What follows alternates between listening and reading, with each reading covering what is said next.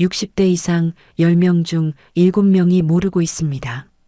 자기 건강을 망치는 사람이 바로 옆에 있다는 걸요. 저도 몰랐어요. 작년 여름까지만 해도요. 매일 전화하던 그 사람이 제 혈압을 올리고 있다는 걸, 잠을 못 자게 만들고 있다는 걸, 어느 날 병원에 갔는데 의사 선생님이 그러셨어요. 혈압이 왜 이렇게 높으세요? 요즘 스트레스 많이 받으세요?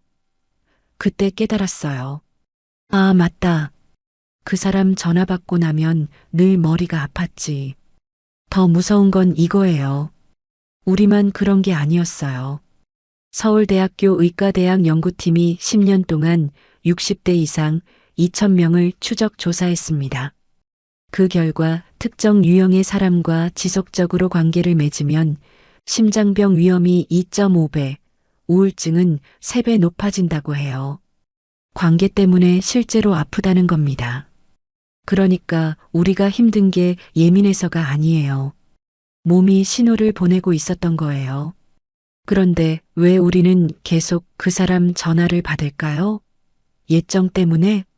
의리 때문에? 나쁜 사람이 아니니까? 아닙니다. 우리가 관계를 끊는 법을 배운 적이 없어서예요. 착하게 살라고, 참으라고, 이해하라고 배웠죠. 그런데 그게 나를 지키는 게 아니었어요.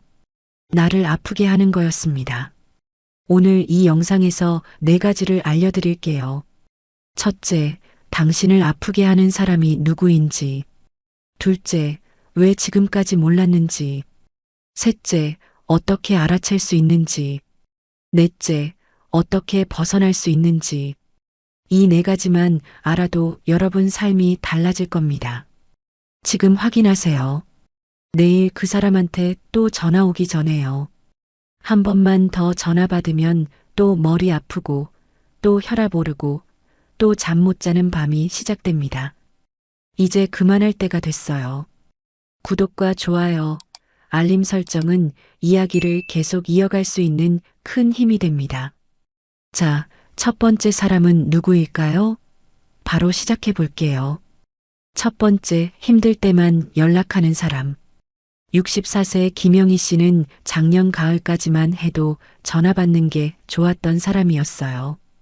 특히 초등학교 동창 정미 씨는 50년 넘게 알고 지낸 사이였죠. 정미 씨가 전화하면 영희 씨는 설거지하던 손도 닦고 통화를 했어요.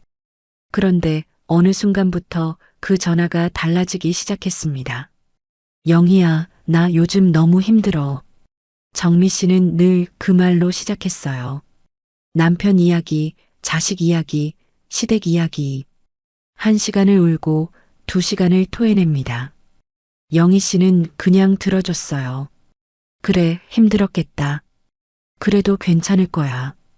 위로하고 토닥여주고 조언도 해줬죠. 그런데 전화를 끊고 나면 영희 씨 마음이 텅 비어 있었습니다. 이상하게 기운이 쭉 빠지는 거예요. 몇 달이 지나고 영희 씨가 아팠어요. 무릎 수술을 했거든요. 그래서 정미 씨한테 전화를 했습니다. 정미야, 나 다음 주에 수술하거든. 좀 걱정돼서. 그랬더니 정미 씨가 뭐라고 했는지 아세요? 아이고, 그래. 그런데 나도 지금 애 때문에 정신없어서 나중에 다시 연락할게. 그리고 전화를 끊었어요. 영희 씨는 그 자리에 그냥 멍하니 앉아 있었습니다. 수술 끝나고 1달이 지났는데도 정미 씨한테서 연락은 없었어요. 그러다가 석 달쯤 지나서 전화가 왔습니다. 영희야, 나 요즘 너무 힘들어. 영희 씨는 그때도 전화를 받고 정미 씨 이야기를 들어줬습니다. 우리 세대는 그렇게 배웠어요. 친구가 힘들면 무조건 들어줘야 한다고. 의리가 있어야 한다고. 그게 진짜 우정이라고 생각했죠. 남의 이야기 듣고 위로하고 감싸주는 게 미덕이라고 배웠어요.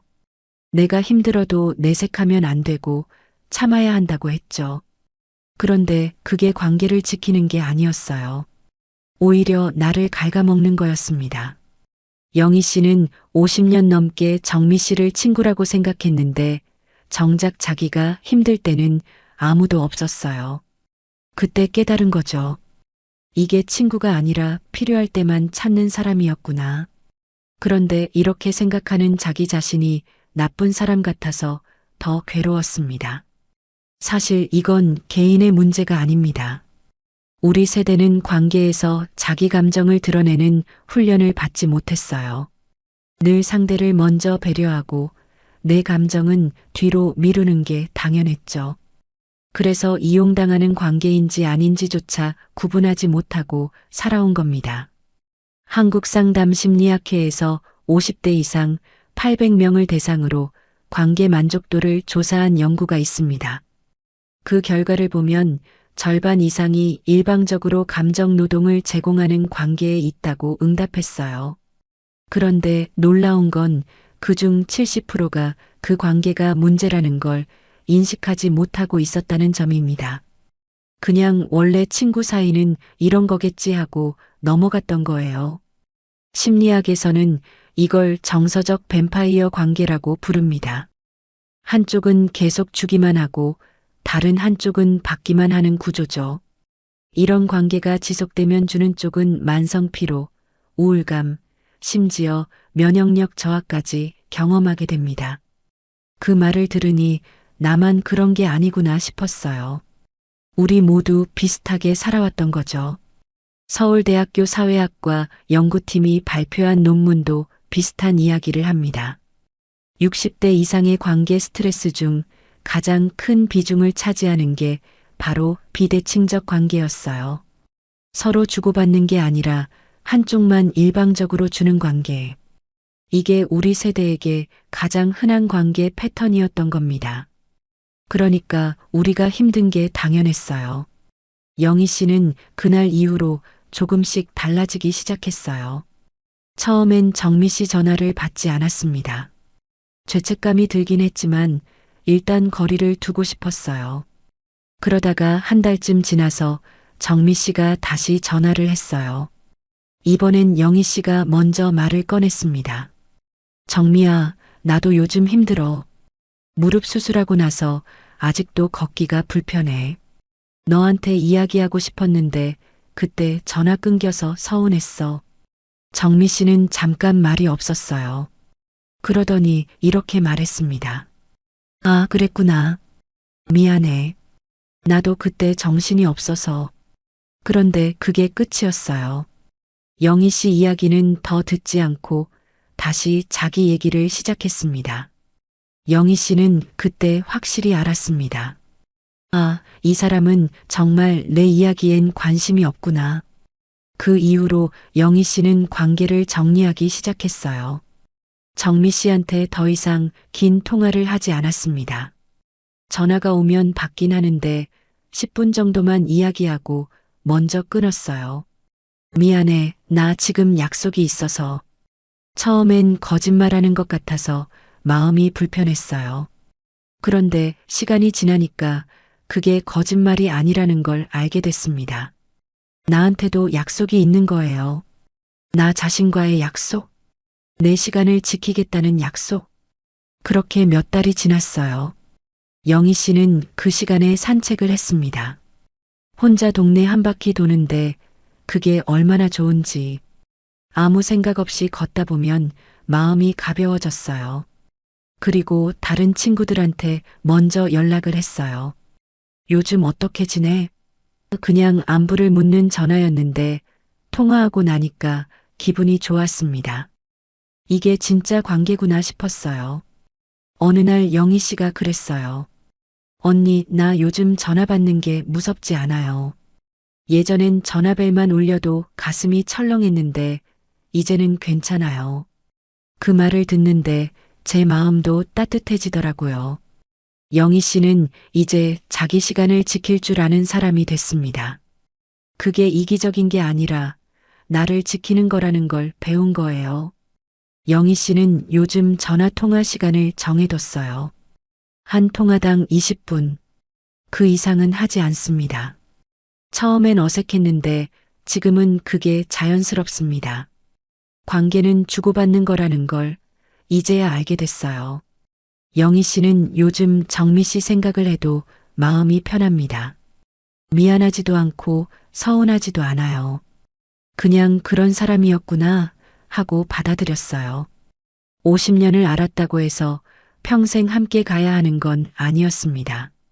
사람은 변하고 관계도 변하는 거니까요. 힘들 때만 연락하는 사람은 친구가 아닙니다. 관계는 서로 주고받을 때 의미가 있어요. 한쪽만 일방적으로 주는 관계는 우리를 지치게 만들죠.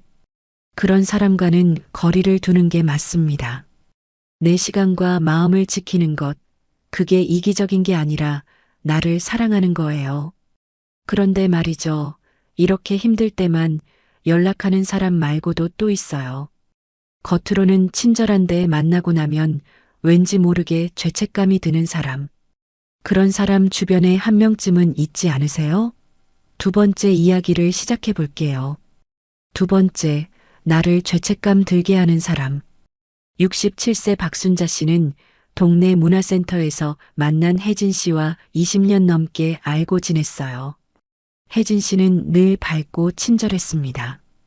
그런데 이상하게 순자 씨는 혜진 씨 만나고 나면 마음이 무거워지곤 했어요. 뭐가 잘못된 건지는 모르겠는데 그냥 내가 뭔가 부족한 사람 같은 기분이 들었죠. 어느 날 순자 씨가 독서 모임에 못 나간다고 했어요. 손주를 봐줘야 해서요.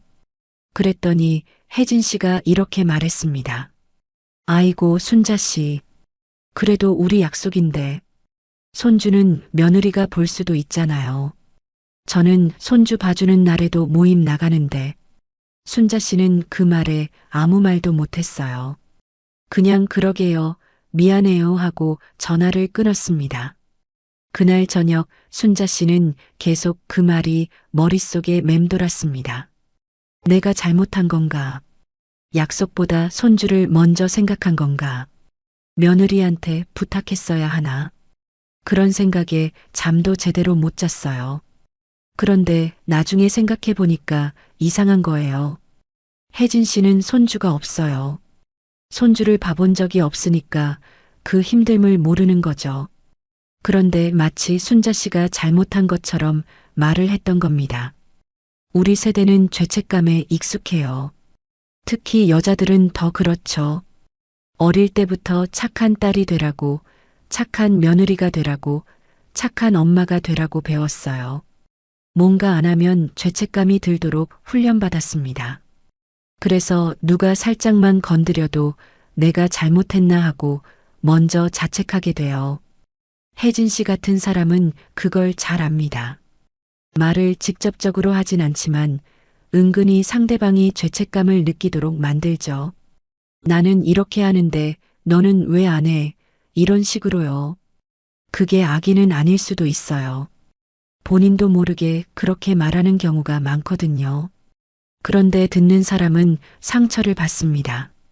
순자 씨는 이런 비슷한 일이 매번 일어나자 이후로 혜진 씨를 만날 때마다 조심스러워졌어요. 뭘 말해도 혹시 잘못 생각하지 않을까, 비교당하지 않을까 걱정이 됐죠. 그게 관계가 아니라 감시받는 기분이었습니다. 자기가 왜 이렇게 힘든지 한참 동안 몰랐는데 알고 보니 혜진 씨 때문이었던 겁니다. 이화여자대학교 심리학과에서 중년 여성의 정서, 조종에 관한 연구를 진행한 적이 있습니다. 그 연구에서 60대 여성의 65%가 가까운 관계에서 죄책감을 느낀 경험이 있다고 응답했어요. 그런데 문제는 그 죄책감의 원인이 자기 잘못이 아니라 상대방의 은근한 비교나 평가에서 비롯됐다는 점입니다. 그 말을 들으니 순자 씨처럼 살아온 분들이 정말 많겠다 싶었어요. 심리학에서는 이런 방식을 정서적 조종이라고 부릅니다. 상대방이 직접적으로 비난하지 않지만 은근히 죄책감을 유도하는 거죠. 나는 이렇게 하는데 다른 사람들은 다 하던데 이런 식의 말들. 듣는 사람은 자기가 뭔가 부족한 사람이라고 느끼게 됩니다. 이게 반복되면 자존감이 낮아지고 관계 자체가 고통스러워져요. 고려대학교 사회심리학과 논문을 보면 이런 정서적 조종이 특히 오래된 모임이나 친족 관계에서 자주 나타난다고 합니다. 우리끼리는 이래야 한다. 나이 들면 당연히 이렇게 해야 한다. 같은 암묵적인 규범이 있기 때문이죠. 그 규범에 맞추지 못하면 죄책감을 느끼게 되는 겁니다. 순자 씨가 겪은 일이 바로 그거였어요. 순자 씨는 그날 이후로 혜진 씨를 조금씩 멀리하기 시작했어요.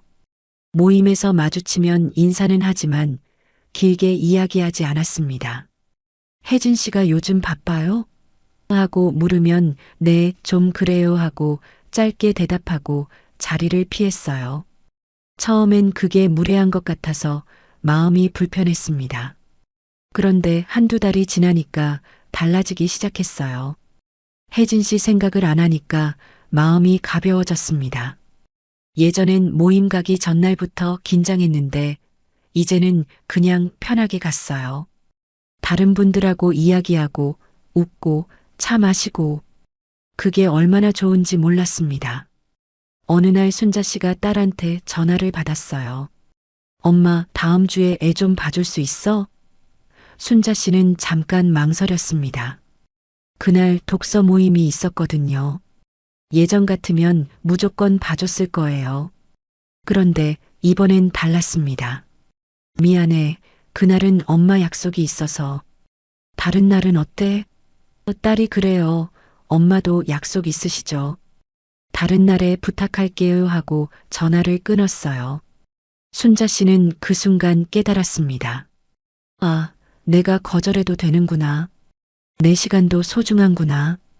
그게 나쁜 게 아니구나. 그날 모임에 나가서 책 이야기를 했는데 순자 씨가 한 말이 모두 공감을 받았어요. 집에 돌아오는 길에 순자 씨는 혼자 웃음이 났습니다. 나도 괜찮은 사람이구나. 내 생각을 말해도 되는구나. 그 이후로 순자 씨는 혜진 씨가 뭐라고 해도 신경 쓰지 않았어요. 저는 이렇게 하는데요 하고 말하면 아, 그러세요 하고 넘겼습니다. 더 이상 비교하지 않았어요. 혜진 씨는 혜진 씨 방식대로, 순자 씨는 순자 씨 방식대로 살면 되는 거니까요. 순자 씨는 요즘 모임 가는 게 즐겁습니다. 혜진 씨도 여전히 나오지만 이제는 그냥 한 사람일 뿐이에요. 내 마음을 흔들 수 있는 사람이 아니라는 걸 알았으니까요. 죄책감은 내가 만드는 게 아니었습니다. 나를 죄책감 들게 하는 사람은 은근하게 우리를 조종합니다. 직접적으로 비난하지 않지만 계속 비교하고 평가하죠. 그런 사람과는 거리를 두는 게 맞아요. 내 삶은 내가 정하는 겁니다. 다른 사람의 기준에 맞출 필요 없어요. 그런데 이런 사람들 말고도 또 있어요. 오래된 인연이라는 이유만으로 계속 연락하는 사람. 예전엔 좋았는데 지금은 아무 공통점도 없는데 그냥 옛날 생각에 붙잡고 있는 사람. 세 번째 이야기 시작해 볼게요. 세 번째, 예전 인연을 붙잡는 사람. 62세 이정희 씨한테는 고등학교 동창 수미 씨가 있었어요. 수미 씨는 45년 전 고등학교 때부터 알고 지낸 친구였습니다. 정희 씨와 수미 씨는 고등학교 때 정말 가까웠어요. 매일 학교 끝나면 같이 집에 가고 주말이면 같이 놀고 비밀도 나누는 그런 사이였죠. 그런데 졸업하고 나서 둘의 삶은 완전히 달라졌습니다. 정희 씨는 서울에서 직장 생활을 했고 수미 씨는 고향에서 결혼해서 살았어요. 자연스럽게 연락이 뜸해졌죠. 그러다가 몇 년 전 수미 씨가 갑자기 연락을 했습니다. 정희야, 나 수미야. 오랜만이지? 정희 씨는 반가웠어요. 옛날 생각도 나고 친구가 보고 싶기도 했죠. 그래서 전화 통화를 자주 했습니다. 그런데 이상한 거예요. 수미 씨는 계속 고등학교 시절 이야기만 했어요. 우리 그때 참 재밌었지? 선생님 기억나? 너 그때 누구 좋아했잖아. 정희 씨는 처음엔 재밌었는데 점점 지겨워지기 시작했습니다. 어느 날 정희 씨가 요즘 하고 있는 일 이야기를 꺼냈어요. 나 요즘 그림 배우러 다녀. 정말 재밌어. 그랬더니 수미 씨가 이렇게 말했습니다. 그래. 그런데 우리 그때 미술 시간에 너 그림 못 그렸잖아. 기억나? 정희 씨는 할 말이 없었어요. 45년 전 이야기를 지금 왜 하는 건지 이해가 안 됐습니다. 우리 세대는 예정을 중요하게 생각해요. 그런데 사람은 변합니다. 45년 전의 나와 지금의 나는 완전히 다른 사람이에요. 관심사도 다르고 생각도 다르고 사는 방식도 달라졌죠. 수미 씨 같은 사람은 그 변화를 받아들이지 못해요. 여전히 45년 전 고등학생 친구로만 정희 씨를 기억합니다. 지금의 정희 씨, 62세 정희 씨에게는 관심이 없어요. 그냥 옛날 그 시절로 돌아가고 싶은 거죠. 그런데 정희 씨는 그 시절에 머물고 싶지 않았습니다. 정희 씨는 고민이 많았어요. 수미 씨가 나쁜 사람은 아니거든요. 그냥 옛날 생각에 연락한 거니까. 그런데 통화할 때마다 정희 씨는 답답했습니다. 내 지금 이야기는 아무도 듣지 않는 기분이었어요. 나는 지금 여기 있는데 수미 씨는 45년 전에 머물러 있었습니다. 연세대학교 사회학과에서 중년 이후 관계 변화에 대한 연구를 진행했습니다. 그 연구에 따르면 60대 이상 성인의 절반 이상이 과거 인연과의 재연결 경험이 있다고 응답했어요. 그런데 그중 70%가 재연결 이후 관계가 기대와 달랐다고 말했습니다. 가장 큰 이유는 현재의 나를 이해받지 못한다는 느낌 때문이었어요. 심리학에서는 이걸 과거 고착이라고 부릅니다. 상대방을 과거의 모습으로만 기억하고 현재의 변화를 받아들이지 못하는 거죠. 이런 관계는 한쪽에게만 편안합니다. 과거를 그리워하는 쪽은 좋지만 현재를 살고 있는 쪽은 답답해져요. 정희 씨가 느낀 게 바로 그거였습니다.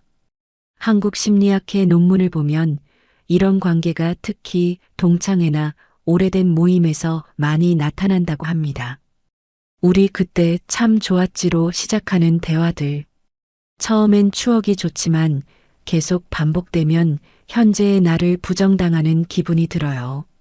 내가 변하고 성장한 걸 인정받지 못하니까요. 그래서 이런 관계는 오래 지속되기 어렵습니다. 정희 씨는 한동안 고민했어요. 수미 씨한테 어떻게 말을 꺼내야 할지 몰랐습니다. 그냥 연락을 끊자니 미안하고 계속 통화하자니 힘들고 그러다가 어느 날 용기를 냈어요. 수미 씨가 또 고등학교 시절 이야기를 꺼냈을 때 정희 씨가 이렇게 말했습니다. 수미야, 그때는 좋았지. 그런데 나 지금 이야기도 좀 들어줄래? 나 요즘 정말 재밌게 살거든. 수미 씨는 잠깐 말이 없었어요. 그러더니 아 그래. 미안해. 내가 옛날 생각만 했네 하고 말했습니다. 정희 씨는 그림 수업 이야기를 했어요.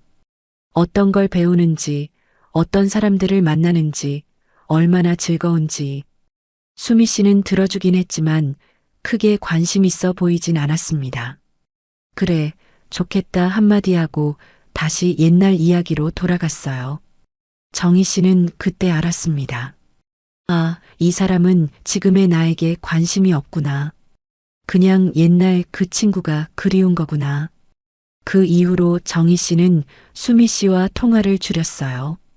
한 달에 한 번 정도만 짧게 안부를 물었습니다. 수미 씨가 요즘 바빠? 하고 물으면 응, 좀 바빠. 다음에 다시 통화하자 하고 끊었어요. 처음엔 예정을 버리는 것 같아서 마음이 무거웠습니다. 45년을 알고 지낸 사이인데 이렇게 멀어져도 되나 싶었어요. 그런데 시간이 지나니까 그게 예정을 버리는 게 아니라는 걸 알게 됐습니다. 그냥 서로 다른 길을 가고 있다는 걸 인정하는 거였어요. 정희 씨는 그 시간에 그림 수업 친구들을 만났습니다. 나이도 비슷하고 관심사도 비슷한 사람들. 같이 전시회도 가고 차도 마시고 수다도 떨었어요. 이 사람들은 지금의 정희 씨를 좋아했습니다. 45년 전이 아니라 지금 여기 있는 정희 씨를요. 그게 얼마나 편한지 몰랐어요. 어느 날 정희 씨가 그림 수업 친구들한테 이런 말을 했습니다. 나 처음엔 새로운 사람 만나는 게 무서웠어. 우리 나이에 친구를 어떻게 사귀나 싶었거든. 그런데 여러분 만나고 나니까 알겠더라. 친구는 나이로 만드는 게 아니라 마음으로 만드는 거구나. 다들 고개를 끄덕였습니다. 한 분이 그러시더라고요. 맞아요. 오래 알았다고 친구가 아니에요. 지금 서로 좋아하면 그게 친구죠. 정희 씨는 가끔 수미 씨 생각을 합니다. 나쁜 감정은 아니에요. 그냥 그때는 좋았지 하는 정도. 수미 씨도 여전히 가끔 연락을 하지만 이제는 부담스럽지 않습니다. 옛날은 옛날이고 지금은 지금이니까요. 예전 인연을 붙잡는 사람은 과거에 머물러 있어요. 지금의 나를 보지 못하죠. 오래 알았다고 해서 계속 관계를 유지할 필요는 없습니다. 사람은 변하고 관계도 변해요. 과거의 추억은 소중하지만 현재의 나를 이해해주는 사람이 더 중요합니다. 그런데 이런 사람들도 힘들지만 더 힘든 사람이 있어요. 만날 때마다 나를 누군가와 비교하는 사람. 자식, 재산, 건강 뭐든지 비교하는 사람 말이에요. 네 번째 이야기 시작해 볼게요. 지금까지 세 가지 이야기를 했습니다. 힘들 때만 연락하는 사람, 나를 죄책감 들게 하는 사람, 예전 인연을 붙잡는 사람. 이 사람들의 공통점이 뭔지 아세요? 다 나쁜 사람은 아니라는 거예요. 악의가 있어서 그런 게 아닙니다. 그냥 본인도 모르게 혹은 자기 방식대로 관계를 맺는 거죠. 그런데 우리는 힘들어요. 왜냐하면 우리 세대는 관계를 끊는 법을 배우지 못했거든요. 참고, 이해하고, 포용하는 게 미덕이라고 배웠죠. 그런데 그게 나를 지키는 게 아니었어요. 오히려 나를 갉아먹는 거였습니다. 그날 문득 그런 생각이 들었어요. 내가 너무 착하게 살려고 했던 게 아닐까? 모두한테 좋은 사람이 되려고 했던 게 아닐까? 그게 사랑인 줄 알았는데 지금 생각하면 나를 버리고 살았던 거죠. 그때부터 조금씩 달라지기 시작했습니다. 네 번째, 나를 비교하는 사람. 69세 최명숙 씨는 아파트 같은 동에 사는 경희 씨와 가끔 만났어요. 경희 씨와 명숙 씨는 엘리베이터에서 자주 마주쳤고 그러다 보니 자연스럽게 이야기를 나누게 됐습니다. 처음엔 그냥 인사만 했는데 점점 길어지기 시작했어요. 날씨 이야기, 아파트 이야기, 자식 이야기까지. 문제는 경희 씨가 만날 때마다 비교를 한다는 거였어요. 명숙 씨 아드님은 뭐 하신다고 했죠? 아, 공무원. 우리 아들은 대기업 다녀요. 명숙 씨는 요즘 건강은 어때요? 나는 아직까지 아픈 데 하나 없어요. 명숙 씨네는 애들이 용돈 잘 줘요? 우리 애들은 한 달에 100씩 줘요. 명숙 씨는 처음엔 그냥 넘겼어요. 경희 씨가 자랑하고 싶은가 보다 하고 생각했죠. 그런데 만날 때마다 그러니까 점점 기분이 나빠지기 시작했습니다. 엘리베이터에서 경희 씨를 마주치면 피하고 싶었어요.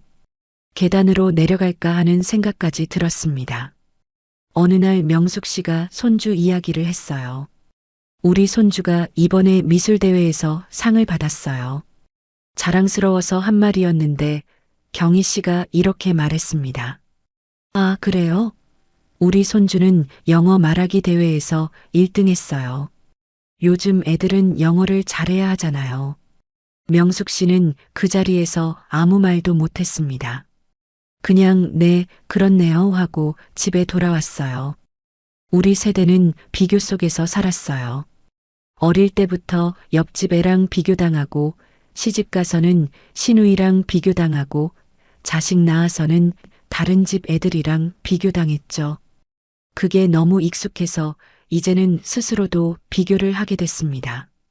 남을 비교하면 내가 나아 보이니까요. 경희 씨도 그랬을 거예요. 본인도 누군가한테 비교당하면서 살았을 겁니다.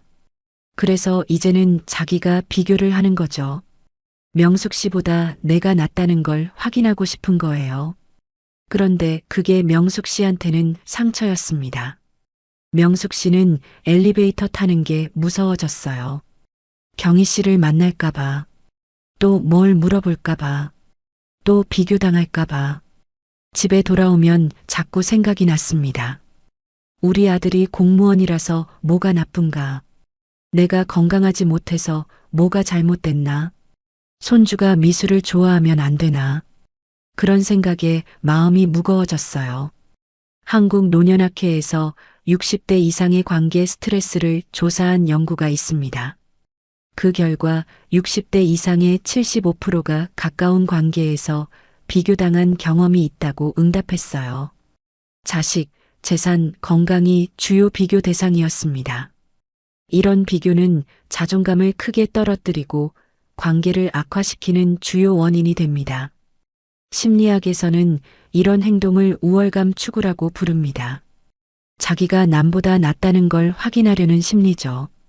이런 사람은 상대방의 약점을 찾아내서 그걸 부각시킵니다. 그래야 자기가 우월하다고 느끼니까요. 명숙 씨를 만날 때마다 경희 씨가 한 말들이 바로 그거였습니다. 서울대학교 심리학과 연구를 보면 이런 비교가 특히 비슷한 처지의 사람들 사이에서 많이 일어난다고 합니다. 같은 아파트에 사는 사람, 비슷한 나이의 사람, 비슷한 환경의 사람.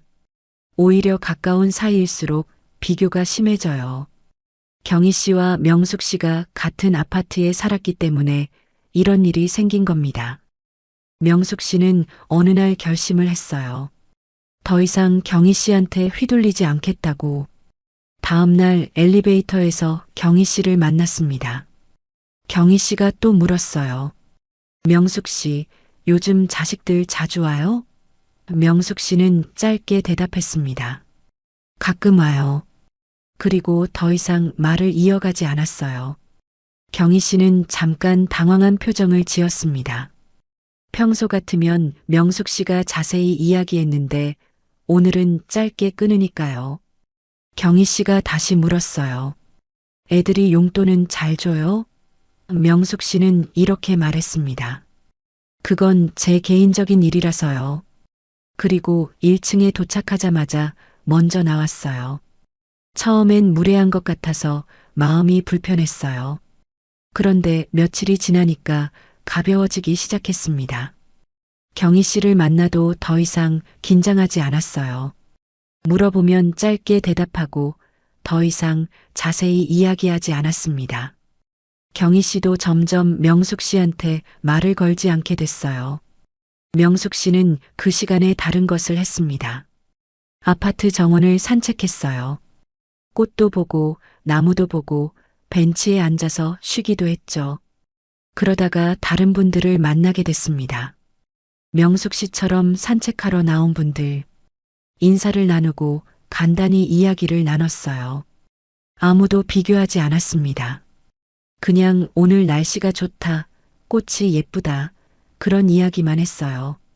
어느 날 명숙 씨가 손주 사진을 보여줬어요. 한 분이 그러시더라고요. 아이고, 예쁘네요. 행복하시겠어요. 그게 전부였습니다. 다른 손주랑 비교하지 않고 영어를 잘하냐고 묻지 않고 그냥 예쁘다고만 했어요. 명숙 씨는 그게 얼마나 고마운지 몰랐습니다. 몇 달이 지나서 명숙 씨는 그분들과 친해졌어요. 일주일에 두세 번 같이 산책을 했습니다. 가끔 차도 마시고 수다도 떨었어요. 한 번도 자식 이야기, 돈 이야기, 건강 비교 이야기는 안 했습니다. 그냥 오늘 하루 어땠는지, 뭐가 재밌었는지 그런 이야기만 했어요. 명숙 씨는 그게 진짜 관계라는 걸 알았습니다. 명숙 씨는 요즘 엘리베이터 타는 게 무섭지 않습니다. 경희 씨를 만나도 괜찮아요. 더 이상 비교당하지 않으니까요. 내 삶은 남과 비교할 대상이 아니라는 걸 이제야 알았습니다. 나를 비교하는 사람은 자기 우월감을 채우기 위해 우리를 이용합니다. 자식, 재산, 건강 뭐든지 비교하죠. 그런 사람과는 거리를 두는 게 맞아요. 내 삶은 남과 비교할 대상이 아닙니다. 나는 나대로 충분히 괜찮은 사람이에요. 자, 이제 오늘 이야기를 정리해 볼게요. 지금까지 4가지 이야기를 했습니다. 힘들 때만 연락하는 사람, 나를 죄책감 들게 하는 사람, 예전 인연을 붙잡는 사람, 나를 비교하는 사람. 이 사람들의 공통점이 뭘까요? 우리를 지치게 만든다는 거예요. 우리 나이 되면 관계를 정리할 줄 알아야 합니다. 모두한테 좋은 사람이 될 필요 없어요. 예정이 있어도 오래 알았어도 나를 힘들게 하는 관계는 거리를 둬야 해요. 그게 나쁜 게 아니에요. 나를 지키는 거예요. 3가지만 기억하세요. 첫째, 관계는 주고받는 겁니다. 한쪽만 주는 관계는 관계가 아니에요. 둘째, 나한테 죄책감을 주는 사람과는 거리를 두세요. 내 삶은 내가 정하는 거예요. 셋째, 시간을 정하세요. 내 에너지를 다 주지 마세요. 나를 위한 시간도 필요합니다. 우리 나이엔 다 그렇습니다. 사람 관계가 힘들어요. 그런데 그게 우리 탓이 아니에요. 그렇게 배웠고 그렇게 살아왔으니까요. 이제는 달라져도 괜찮아요. 나를 먼저 생각해도 괜찮아요. 그게 이기적인 게 아니라 나를 사랑하는 거니까요. 오늘 이야기가 조금이라도 도움이 됐으면 좋겠습니다. 여러분도 편안한 관계 속에서 행복하게 사셨으면 좋겠어요. 우리 모두 마음 가볍게 살아요. 구독과 좋아요, 알림 설정은 우리 이야기를 이어가게 하는 큰 힘이 됩니다. 성장하는 시니어, 오늘도 한 걸음 더 성장합니다. 나이는 숫자일 뿐, 성장은 계속됩니다. 지금이 내 삶의 진짜 시작이에요. 감사합니다.